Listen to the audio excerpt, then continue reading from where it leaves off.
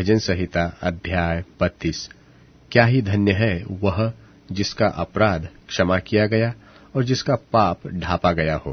क्या ही धन्य है वह मनुष्य जिसके अधर्म का यहोवा लेखा न ले और जिसकी आत्मा में कपट न हो।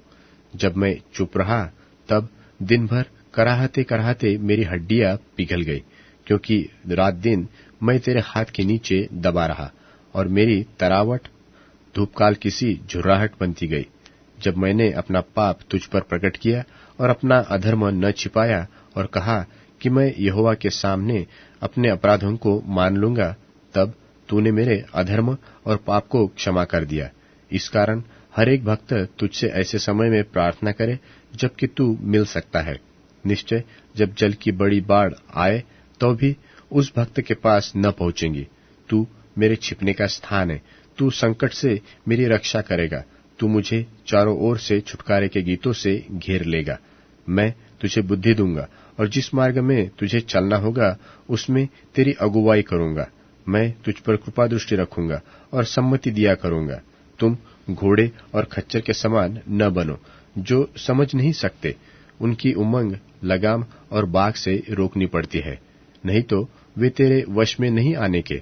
दुष्ट को तो बहुत पीड़ा होगी, परंतु जो यहोवा पर भरोसा रखता है वह करुणा से घिरा रहेगा। हे धर्मियों, यहोवा के कारण आनंदित और मगन हो, और हे सब सीधे मन वालों, आनंद से जय जयकार करो। भजन संहिता अध्याय 33।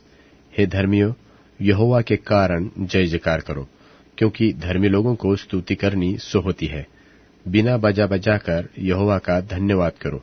10 तार वाली सारंगी बजा बजाकर उसका भजन गाओ। उसके लिए नया गीत गाओ। जय जयकार के साथ भली भांति बजाओ, क्योंकि यहोवा का वचन सीधा है। उसका सब काम सच्चाई से होता है। वह धर्म और न्याय से प्रीति रखता है। यहोवा के करुणा से पृथ्वी भरपूर है। आकाशमंडल यहोवा के वचन से और उसके सारे गण उसके मुंह की श्वास से बने। वह समुद्र का जल ढेर की नाई इकट्ठा करता।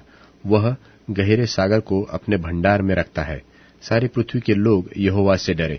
जगत के सब निवासी उसका भय माने, क्योंकि जब उसने कहा तब हो गया। जब उसने आज्ञा दी तब वास्तव में वैसा ही हो गया।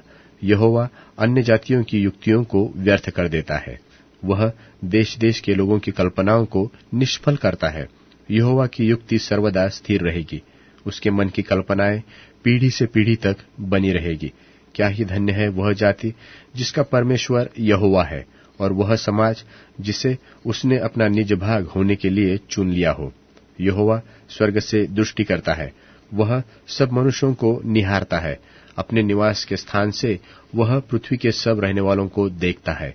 वही है जो उन सबों के हृदयों को गढ़ता और उनके सब कामों का विचार करता है। कोई ऐसा राजा नहीं जो सेना की बहुतायत के कारण बच सके। वीर अपनी बड़ी शक्ति के कारण छूट नहीं जाता। बच निकलने के लिए घोड़ा व्यर्थ है। वह अपने बड़े बल के द्वारा किसी को नहीं बचा सकते। देखो, यहोवा की दृष्टि उसके डरवैयों पर है और उन पर जो उसकी करुणा की आशा रखते हैं बनी रहती है, कि वह उनके प्राण को मृत्यु से बचाए और अकाल के समय उनको जीवित रखे। हम यहोवा का आसरा देखते आए हैं। वह हमारा सहायक और हमारी ढाल ठहरा है। हमारा हृदय उसके कारण आनंदित होगा, क्योंकि हमने उसके पवित्र नाम का भरोसा रखा है। हे यहोवा, जैसी तुझ पर हमारी आशा है वैसी ही तेरी करुणा भी हम पर हो।